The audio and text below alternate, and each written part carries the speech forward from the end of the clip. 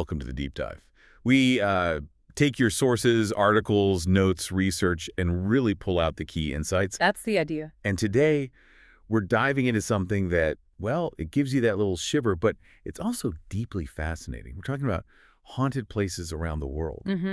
It taps into that universal curiosity about the unexplained, doesn't it? Ghost stories, local legends rooted in real history, real tragedy. Exactly.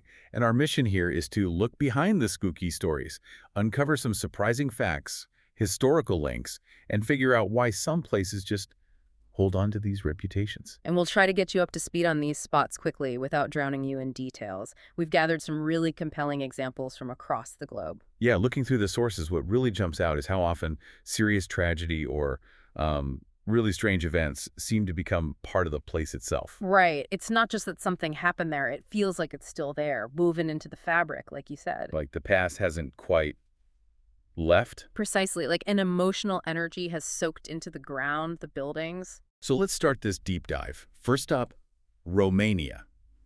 The Hoia Baciu Forest. They call it the Bermuda Triangle of Transylvania. Yes. And for good reason.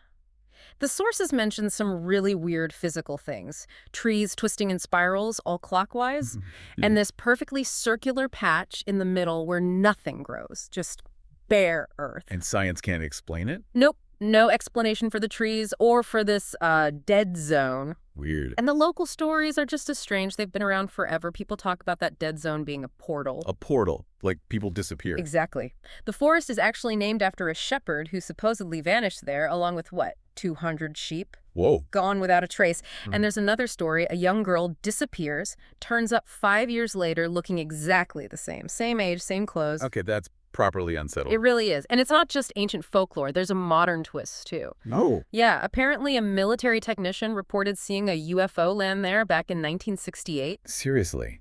A UFO? That's the report. And guess what happened to him? Let me guess. They gave him a medal. Not quite. He got sacked. Promptly. Figures. So you've got weird nature, disappearances, and UFOs. It's like a nexus of the strange. It really is. Hoia Baciu definitely blurs the lines between, well, everything. Science, folklore, maybe something else entirely. Okay, from the Romanian woods, let's head to somewhere much more central, historically speaking, the Tower of London. Ah, yes. A classic. If anywhere feels like a living history textbook of hauntings, it's the Tower. Right. Given its past. Treason execution site. Yeah. Lots of famous people met their end there. Terribly famous ends, often. The sources list quite a few reported ghosts. Anne Boleyn, of course. With her head. Sometimes, yeah. Wandering around. And Henry VI, apparently he shows up around midnight in the chapel. And the two princes, Edward and Richard. Them too. Supposedly seen holding hands, crying. Really tragic image. It's not just the famous ghosts, though. Tourists report things all the time, don't they? Constantly. Feeling a tap on the shoulder, sudden cold spots, hearing screams. Shadowy figures. Exactly. It really drives home how major historical trauma seems to, I don't know, imprint itself on a location. Like spectral echoes playing out centuries later. And the tower had so much power, betrayal, tragic injustice.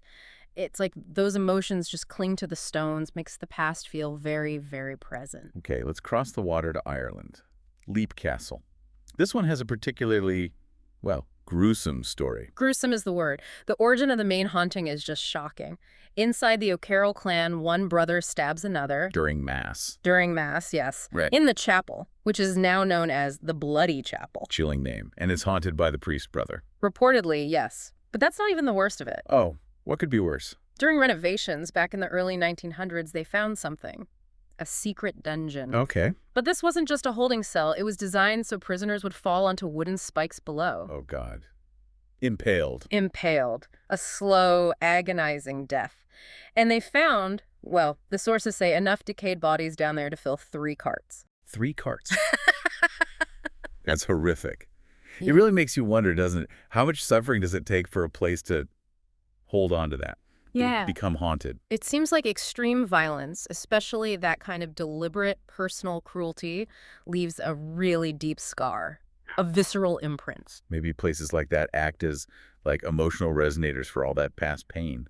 So intense it just can't fade away. That's a good way to put it. Leap Castle is definitely a chilling example of how brutality and betrayal can fundamentally taint a place. Visitors still talk about feeling a negative energy there. Okay, next up, let's move to Russia. The Obvodny Canal in St. Petersburg, also known as the Suicide Canal. Right, and its dark reputation started early, way back during construction in the late 1700s. What happened then? Laborers complained constantly. Headaches, sudden bursts of rage, unexplained violence among the workers. Just a bad vibe from the start. Any idea why? Well, fast forward to the 1920s, they discovered these old granite plates buried nearby. The thinking was they might be tombstones, Tombstones. From when? possibly from the 13th century, linked to a story about a massacre of local women by Swedish knights. So, built on potentially cursed ground, perhaps. Built on bloodshed. That's a recurring theme, isn't it? It certainly seems to be. And later, the canal, specifically Borovsky Bridge, got this grim reputation. The Suicide Bridge. Exactly. A disturbingly high number of people jumped from it, and some who survived. They reported feeling disoriented, like some force was pulling them over the edge. A force. That's disturbing.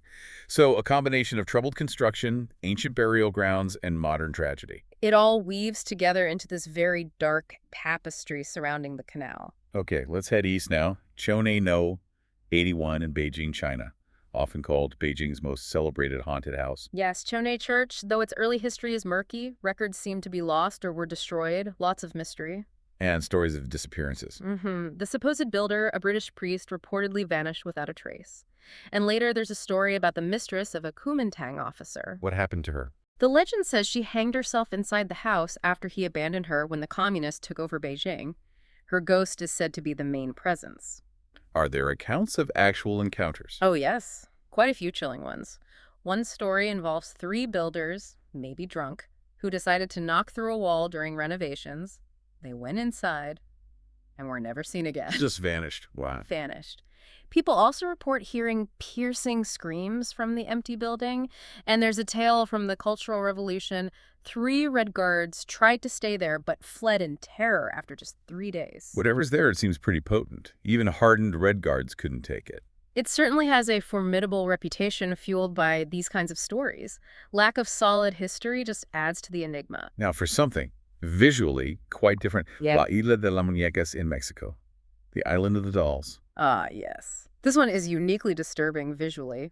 The story centers on Don Julian Santana Barrera. He lived there alone, right? Yes, he left his family, became a hermit on this island in the Chucamilco canals. The story goes he found the body of a young girl who had drowned. How awful. And near her, he found a doll floating in the water. He believed it belonged to her. What? So out of respect, or maybe to appease her spirit, he hung the doll on a tree.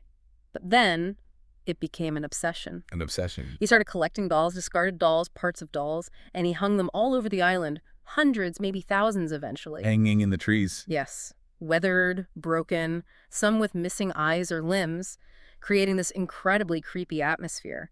He believed they kept the drowned girl's spirit happy and also kept other evil spirits away. That is profoundly unsettling, just the image of it. It really is. And the final twist, Don Julian himself died in 2001. Oh. His nephew found him. He had drowned, supposedly in the exact same spot where he claimed to have found the little girl's body years before. No way. That adds a whole other layer of creepiness. It cements the island's tragic and eerie legend, doesn't it? Okay, let's bring our deep dive back towards Europe for a moment. Yeah. Poveglia Island in Italy. You mentioned it earlier, the Plague Island. Yes, Poveglia. Its history is just layer upon layer of suffering. First a checkpoint for ships, then a quarantine station, a lazaretto during the bubonic plague. And the death toll was huge. Staggering. Estimates are around 160,000 people died, though. Mass burial pits, can you imagine? It was also apparently used to dump bodies of executed criminals. Just a repository of death. Unbelievable. And then it got worse. Arguably, yes. In the 20th century, it became a mental asylum. Oh, dear. Asylums often feature in these stories. They do, and this one had a particularly dark reputation. Stories of a doctor who performed terrible experiments on patients. Lobotomies, that kind of thing. Horrifying. The legend says the ghosts of his victims and the plague victims drove him mad. He eventually threw himself from the hospital's bell tower. Driven mad by ghosts? Wow. And the bell. That's another creepy detail. The bell tower is still there, but the bell itself was removed years ago. Yet locals, fishermen mostly, still claim they sometimes hear it chiming across the water. A ghost bell. That's incredibly atmospheric, and you can't just visit, right? No, it's strictly off limits without official permission, which of course just fuels the mystique in the dark legends. It really feels like a place saturated with collective trauma. The sheer scale of death from the plague, then the asylum horrors. Absolutely. Poveglia is maybe one of the most potent examples of how concentrated human anguish over centuries seems to permanently scar a location. Let's shift to France. Chateau de Brissac. Sounds rather grand. It is architecturally stunning. It's the tallest castle in France, actually. Rebuilt in the 15th century over an 11th century fortress. Looks quite beautiful. But it has a dark secret, I presume. Naturally. It involves Charlotte de Brézé. She was an illegitimate daughter of King Charles II. Oh yeah, royalty involved. Yes. She was married off to Jacques de Brézé, who owned the castle. The story goes that he discovered her having an affair. That rarely ended well back then. It did not. He apparently murdered both Charlotte and her lover right there in the castle around 1477. And her ghost haunts the place. Yes. She's known as La Dame Verte, the Green Lady, because she's often seen wearing a green dress. The Green Lady. Okay, fairly standard ghost name. But her appearance, not so standard. She's most often seen roaming the chapel tower room, but reports say she's terrifying because, Bro. well, her face is decaying. She's described as having no eyes and no nose, just gaping holes. Oh, okay, that's much more disturbing than just a lady in green. A truly horrific visage. Exactly. It adds a real layer of body horror to the haunting, making it particularly frightening. From France, let's head down under to Monte Cristo Homestead in Australia, marketed as the continent's most haunted house. And based on the sheer number of reported ghosts, you can see why. It's like a catalog of tragedy. What kind of stories do we have? Oh, quite a variety. There's a pregnant maid who supposedly fell or was pushed from a balcony. A stable boy who burned to death in his bed. Burned to death. Awful. A caretaker who was shot. Then there was a child, apparently mentally unstable, the son of the caretaker, who was supposedly kept chained up in an outhouse for decades. Maybe 30 years. Chained up for 30 years. That's inhumane. Terribly so. And even the original owner, Elizabeth Crawley, after her husband died, she apparently became a recluse, rarely leaving the upstairs rooms for over 20 years. Her spirit is said to still be there, very commanding. So it's not just one big event, but this accumulation of different awful stories. Exactly.